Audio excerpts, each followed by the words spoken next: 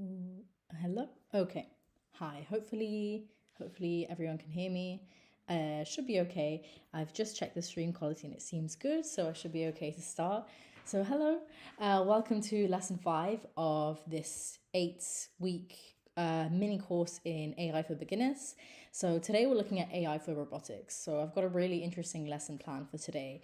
We're going to look at all things AI in robotics. Some stuff you've definitely heard of before, some stuff may be new to you guys, but yeah, I think is going to be really interesting. And it might not be your first thought when you think about AI in robotics, or just AI in general. You may not think about robots first. But yeah, we're going to see. Um, Hello, hi. I see that someone's asking, is this useful for GCSE computer science? Okay, great to see that you're taking GCSE computer science. Definitely recommend it. If this is your first time here, hi, my name is Caterina and I study computer science at the University of Edinburgh. In terms of, is this useful for GCSE computer science?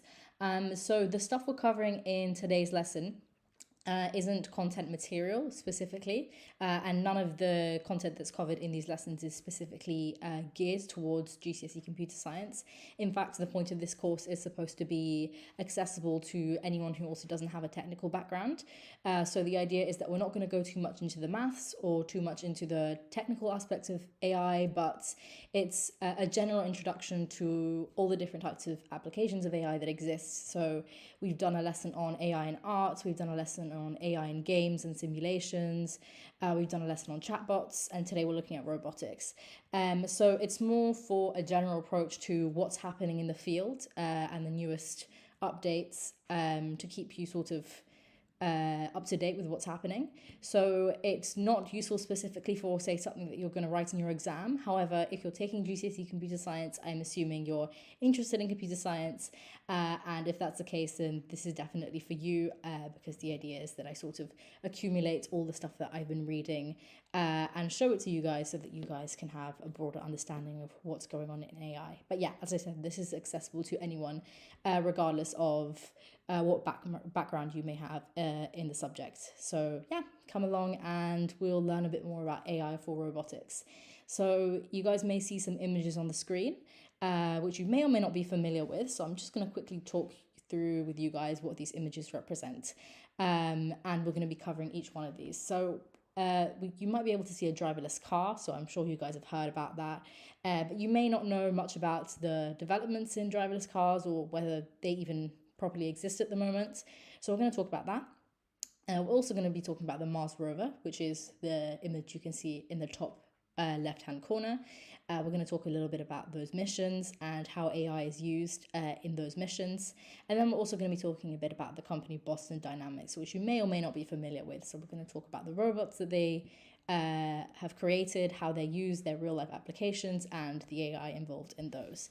Okay, so without further ado, let's get started. And the first thing we're going to talk about today is autonomous vehicles or driverless cars, whatever you want to call them. It's the same thing. But yeah, the idea is just a car which doesn't have a driver, right? And how AI is used in those. So yeah, you may have heard of this. I'm sure you've definitely heard of just the concept of driverless cars. You may not know much about how much they are used in practice.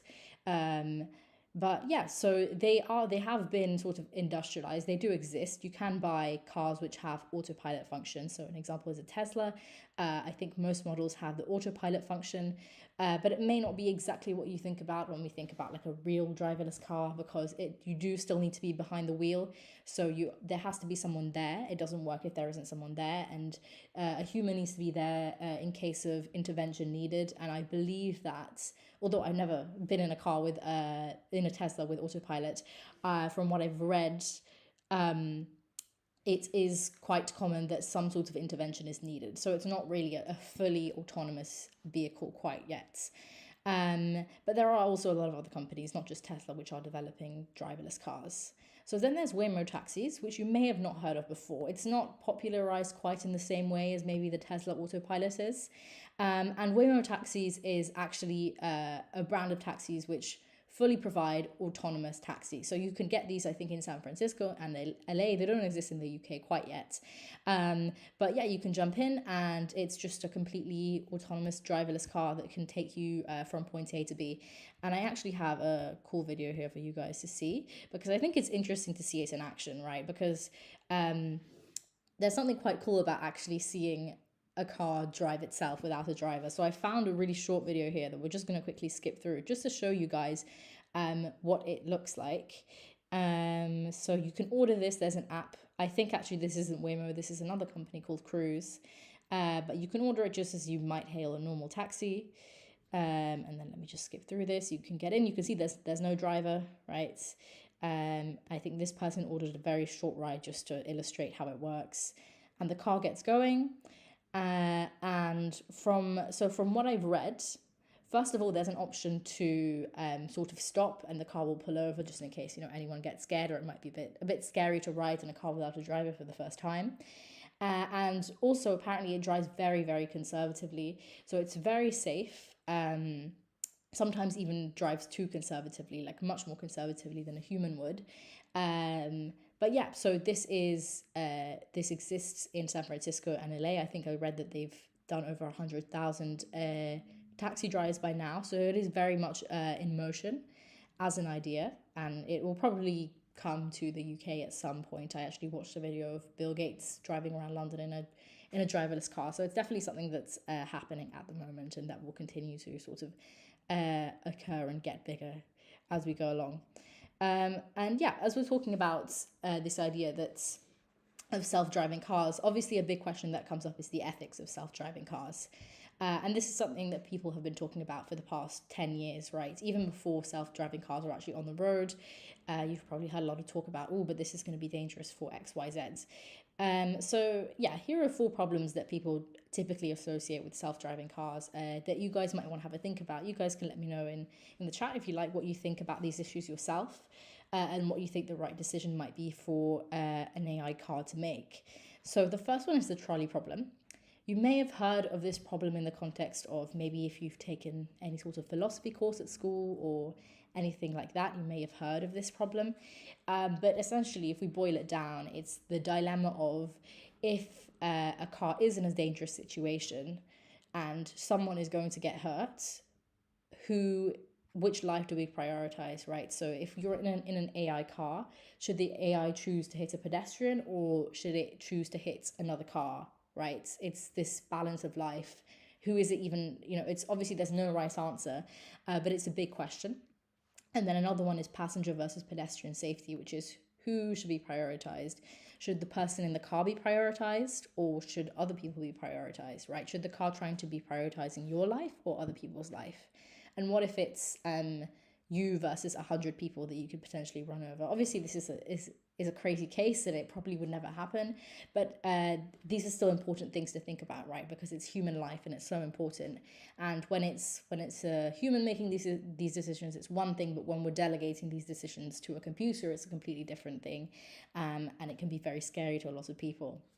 And another problem is just legal issues, right? Which is the idea of who is even to blame if something happens. Do we blame the human who wasn't driving the car? Do we blame the people who made the software for the car? Do we blame the manufacturers of the car? There's all sorts of things, right? What if it was unclear weather conditions and it was foggy? Or what if there's so many potential issues that can arise, and it's very difficult when it's not an actual person driving the car to determine who we should actually blame. And there's already been some of these cases that are happening and that are being fought in law courts to figure out how do we even deal with these issues. And the last is just privacy and data security, right? Which is the idea of potential hacking issues. Could someone hack into the software of an AI system, or maybe take control of the car? And to be fair, this is also possible with just normal cars, I guess, that already have these features. It could, you could potentially hack into cars. And this is another thing that people think about. Although I will say that people maybe underestimate hacking a little bit and don't think about cybersecurity as much as they should.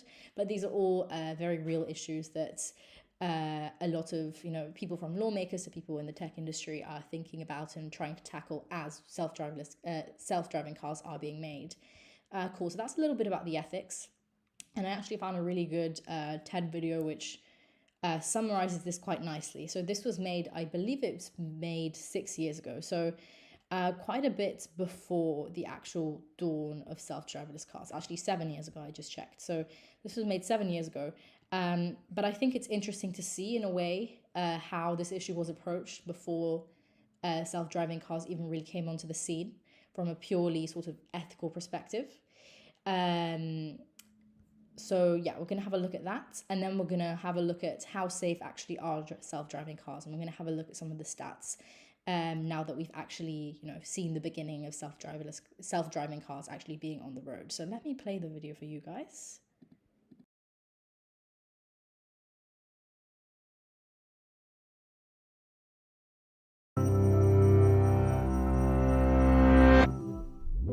This is a thought experiment. Let's say at some point in the not-so-distant future, you're barreling down the highway in your self-driving car, and you find yourself boxed in on all sides by other cars. Suddenly, a large, heavy object falls off the truck in front of you. Your car can't stop in time to avoid the collision, so it needs to make a decision. Go straight and hit the object, swerve left into an SUV, or swerve right into a motorcycle. Should it prioritize your safety by hitting the motorcycle, minimize danger to others by not swerving, even if it means hitting the large object and sacrificing your life, or take the middle ground by hitting the SUV, which has a high passenger safety rating? So what should the self-driving car do? If we were driving that boxed-in car in manual mode, whichever way we'd react would be understood as just that, a reaction, not a deliberate decision. It would be an instinctual, panicked move with no forethought or malice. But if a programmer were to instruct the car to make the same move, given conditions it may sense in the future, well, that looks more like premeditated homicide. Now, to be fair, self-driving cars are predicted to dramatically reduce traffic accidents and fatalities by removing human error from the driving equation. Plus, there may be all sorts of other benefits: eased road congestion, decreased harmful emissions, and minimized unproductive and stressful driving time. But accidents can and will still happen, and when they do, their outcomes may be determined months or years in advance by programmers or policymakers. And they'll have some difficult decisions to make. It's tempting to offer up general decision-making principles like minimize harm, but even that quickly leads to morally murky decisions. For example, let's say we have the same initial setup, but now there's a motorcyclist wearing a helmet to your left and another one without a helmet to your right. Which one should your robot car crash into? If you say the biker with the helmet because she's more likely to survive, then aren't you penalizing the responsible motorist? If instead you say the biker without the helmet because he's acting irresponsibly, then you've gone way beyond the initial design principle about minimizing harm, and the robot car is now meting out street justice. The ethical considerations get more complicated here. In both of our scenarios, the underlying design is functioning as a targeting algorithm of sorts. In other words, it's systematically favoring or discriminating against a certain type of object to crash into. And the owners of the target vehicles will suffer the negative consequences of this algorithm through no fault of their own. Our new technologies are opening up many other novel ethical dilemmas. For instance, if you had to choose between a car that would always save as many lives as possible in an accident, or one that would save you at any cost, which would you buy? What happens if the cars start analyzing and factoring in the passengers of the cars and the particulars of their lives? Could it be the case that a random decision is still better than a predetermined one designed to minimize harm? And who should be making all of these decisions anyhow? Programmers? Companies? Governments? Reality may not play out exactly like our thought experiments, but that's not the point. They're designed to isolate and stress test our intuitions on ethics, just like science experiments do for the physical world. Spotting these moral hairpin turns now will help us maneuver the unfamiliar road of technology ethics and allow us to cruise confidently and conscientiously into our brave new future.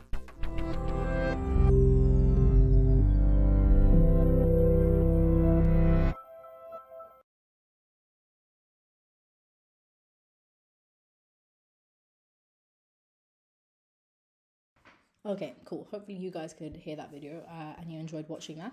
I would love to know your thoughts on some of those ethical questions that came up. I really enjoyed watching that video. I think it raises a lot of good points that you may have not thought about before. So I thought the motorcyclist one was really interesting, right? About the one wearing a helmet and one not wearing a helmet, and which one is it right to prioritize? And the idea that if you're hitting the one that has the helmet, well then that's sort of unfair to someone who is being safer than the person who's not wearing a helmet. And as the video says, though, obviously these are very specific cases and these are thought experiments, and it wouldn't necessarily play out that way in real life. But there's all sorts of problems that need to be thought about, and I think that video lays it out very well. All the sorts of issues that could come up ethically in terms of the fact that, of course, when you're a human, you react with instinct. So when you're crashing into another car, you're not thinking about, oh, I'm going to hit this person instead of this person because there's less people in the car. You're just doing it completely instinctively. You don't have time to react. But when it's an AI, it actually has to make an actual decision, and it's prioritizing, well, potentially prioritizing certain human lives over others. And yeah, and obviously that comes with all sorts of own ethical concerns that need to be thought about. So yeah, that's a little bit about the ethics and the problems that surround the issue.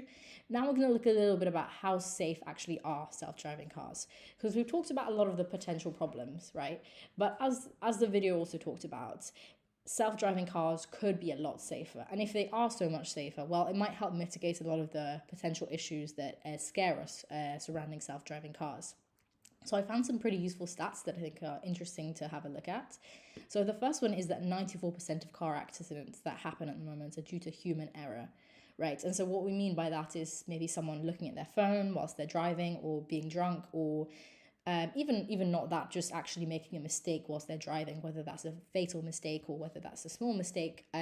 Car accidents happen 94% of the time due to a mistake that humans make, rather than a mistake of the car breaking down or the machinery or I don't know, weather conditions or anything like that. So of course, this 94% is something that self-driving cars, once they're developed further, could potentially completely eliminate, right? Which could drastically reduce the accidents that occur. And then the second interesting fact is about Waymo, which is the company we were talking about before, which makes self-driving taxis in San Francisco and LA. And so their accidents per million miles are currently at 0.59 in the US, which is compared to the general rate of 2.98, which seems to indicate that even at the moment, even though we're at the dawn of self-driving cars and there's a lot of progress to be made in terms of how good they are at driving and not making mistakes, it's still doing quite well and doing better than the general US rate, so doing better than a human would do. Right, and then this graph is pretty good. I think it's interesting to see, not just for self-driving cars, but I think it's interesting to just see how the crash rate develops with time. So it shows with the blue line, you can see how likely you are to crash given your age, right? So it starts at 16, 17. Hopefully you can see that. I know it's a little bit pixelated. So 16, 17, because in the US you can drive from age 16. And it shows you the crashes per million. So you can see that as a teenager, you're extremely crash prone. And then it slowly goes down. It keeps going down, and then it goes a little bit back up as you age. So that's the blue line. And then the red line and the green line show Waymo's crashes. So how likely Waymo is to crash. The red line, though, shows when Waymo was not at fault. So that implies that maybe it was someone else crashing into them, or some condition which wasn't actually the AI's fault causing a crash. And then the green line shows Waymo's mistakes. So how many mistakes which led to a crash, which are actually the AI's mistakes. And you can see that that line is drastically below the blue line, right? At any age, it drives better than a human. Although there's a lot of metrics to consider, like how well someone drives. Like here we're just looking at crashes, which is obviously quite important though, because that's the thing that's potentially dangerous. From what I've read, they're not always that good at the driving itself. They can be very conservative, but they can make some mistakes in terms of actual driving, but they're not fatal mistakes or mistakes that lead to a crash. But yeah, I think it's just interesting to put that into perspective and see how these self-driving cars are actually doing on the road so far. Okay, so we talked a lot about self-driving cars. Now let's talk a little bit more about other things, right? You may not actually even think about self-driving cars as actual robots, although technically they are, but it may not be your first thought when we think about AI robots. So now let's have a look at some other things. So now we're going to have a look at Boston Dynamics, which you may or may not have heard of before. I'd be interested to know if you have heard of Boston Dynamics before. It's quite a famous company. What you might have seen is often they release small like dance videos or Christmas videos of their robots dancing to some music, and those tend to go quite viral on YouTube because people just like to see dancing robots. But yeah, so these are some of the robots that they've made. So the one at the top is called Atlas, and it sort of tries to move like a human. It can look quite human-like when it moves, and we're going to see a video of that later. And then the one on the bottom is Spot, which is supposed to look like a dog and move like a dog. And yeah, so their robots are used for all sorts of purposes. They're very cutting edge in the industry, and then they're transported and used into all sorts of other industries like automation, disaster response, rehabilitation. Really, all you can think of, there's probably a use for these robots. So we're going to watch, actually, no, we're not going to watch the video quite yet. First, we're going to talk a little bit about how AI is used in Boston Dynamics robots. Because you might think of AI as something maybe quite independent from robotics. You might see those as two different fields. Often people associate AI with stuff like ChatGPT. But if you were here last week when we were talking about AI in games and AI in simulation, you might remember that we talked about learning and how an AI learns to do a task. So you might remember we watched a video about an AI learning to walk, and how at the beginning it would crawl and it was doing everything wrong, and then we give it rewards and we give it penalties for doing badly, and then bit by bit through trial and error it learns how to perform a task in the way we want it to perform. And this exact same process is used in robots, right? So here are some examples. So one is just gait optimization. So exactly like we were talking about last week, but instead of being in a simulation, it's in real life. So improving the walking and running gaits of the robots and making them more stable and human-like, making them move in a way that really looks human, is all to do with AI and trial and error and doing something wrong and then it learning how to do better. And also just learning things like how to balance is extremely important. It's very hard because they don't understand the laws of physics. They're not programmed in that way. They just learn that they fall over and then they try again and they keep going until eventually they don't fall over anymore, right? So that's how it works. Another one is just computer vision. So you may or may not have heard of the field of computer vision. If you do computer science GCSE or you are in the field, you may have heard of this. And that's just the idea of teaching a computer to see and to recognize objects. So for example, it sees an apple and it's able to categorize that as an apple, or it knows the difference between seeing a human and a dog and a cat, and it can tell them apart. So that's computer vision. And that's very, very, very hard for computers to learn to do. And again, we need to use AI to keep training them to recognize that's a cat, that's a dog, and do that over and over again to teach these very complex tasks. And also stuff like depth perception as well, which is key. And all of these tasks, not just in Boston Dynamics robots, but even in self-driving cars, as we were talking about before, that's essential, right? A car needs to know how to differentiate between some leaves and a child or a human, right, that's in its way. Because obviously if it's just like some grass in its way or some leaves or something like that, it can just keep driving, but it needs to stop right if there's an animal or a human. So computer vision is extremely important, and it can be an incredibly difficult task if you're dealing with conditions where it's foggy or it's rainy or the environment it's hard to understand what's going on, it's hard to see, it's hard for the camera to see. It can be incredibly complex to carry out these tasks safely. And even at the moment, I believe that a lot of self-driving cars cannot really function when there is bad weather. It's best not to use them because it's just is quite dangerous. Okay, then another application is just path planning and navigation. So that's completely key for any sort of application of these types of robots, right? Is how to get from point A to point B in the fastest way or the safest way, right? This could be anything from rescue missions to, traversing Mars, to traversing dangerous environments. There's so many different applications of these robots, but in all of these, it's so important that an AI used in these robots can plan a path and plan how to get to a certain location safely or in the best way. So this again is all to do with AI. So learning to recognize obstacles and avoid them. And the last is object manipulation. So these robots need to learn how to grab stuff and hold stuff. So I don't know, pick things up. It could be anything again. It depends. You'll see videos. If you search this up, you can see Boston Dynamics videos of robots loading a dishwasher, right? But that's just one application. These are used in factories. These are used in rescue missions, and they need to know how to pick things up and manipulate objects. Maybe they need to be able to open a door. And they need to be able to recognize all these objects and know how to deal with each one individually, right? Doors all are different. Maybe some handles, like some of them you have to push, or like some of them are like swivelly handles that you have to twist, right? It's all different, and they need to know how to deal with every single one of those scenarios. And obviously, training something to just deal with every single scenario is impossible, right? You have to use AI and learning rather than teaching it one by one. So that it can deal with this vast, enormous amount of potential objects that it might have to deal with, right? If it's working in whatever situation it might have to be in. Right, so that's a little bit about the AI that's used in Boston Dynamics. I have a quick video here, which is a really cool video of one of its robots. So this is Atlas doing parkour. So I think it's quite a cool video. I'm going to show you guys now. You guys can have a watch. Let me see if I can. Yeah, cool.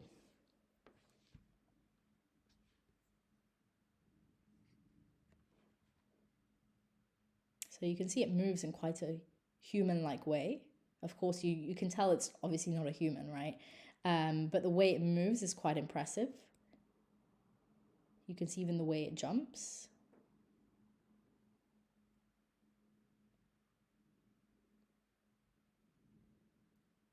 Moves quite smoothly.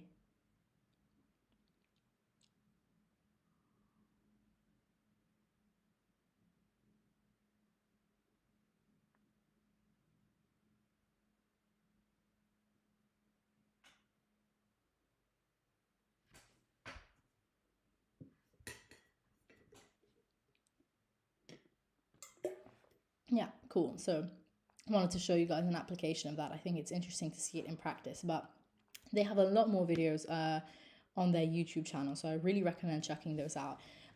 There's like dancing videos, but you can find all sorts of stuff I found on there. I actually really struggled picking which one to show you guys because there's so many cool ones to see. And actually, I was going to show you guys stuff about the Mars rover, but I didn't have time. So I think I'm going to put that in next week's lesson. So we're going to talk, because next week we're going to talk a little bit more about robotics because there's so much to cover. So we're going to talk a little bit about the Mars rover, and I might also show you another video about the Boston Dynamics robots and how they're used in practice, because I think it's cool to see some of the real applications that they have. But now we have some time for questions, so I'm happy to answer any questions you may have on today's lesson about how AI is used in robotics, if you have any. So feel free to ask. Or also, if you just want to share your thoughts on how AI is used in robotics, I'd love to know, especially. So today we talked a lot about self-driving cars and the potential ethical dilemmas surrounding that. So if you guys have any thoughts you want to share about that, I'd love to hear them. Maybe from the video, what do you guys think about the two motorcyclists? What would it be best in that situation for an AI car to do? So yeah, I'd love to know if you guys have any thoughts. I will leave the live stream on for a few minutes for you guys to have a think and have a chat if you guys have any questions. And yeah, in the meantime, I'll just tell you guys a little bit about what we're going to do next lesson whilst I wait if you guys have any questions. So next lesson, we're going to continue looking at robotics. We're going to look at Mars rovers that we didn't have time to cover today. And then we're also going to look at humanoid robots, which you may have seen before. So we're going to look at Amica, potentially other humanoid robots as well. So that's robots that are designed to interact with humans and sort of look like humans. They don't look exactly like a human, but they can have quite human-like expressions. So we're going to talk about those next week, and also other types of robots. So yeah, that's the plan for next week, and it's going to be same time as usual, 4:00 on a Wednesday. So yeah.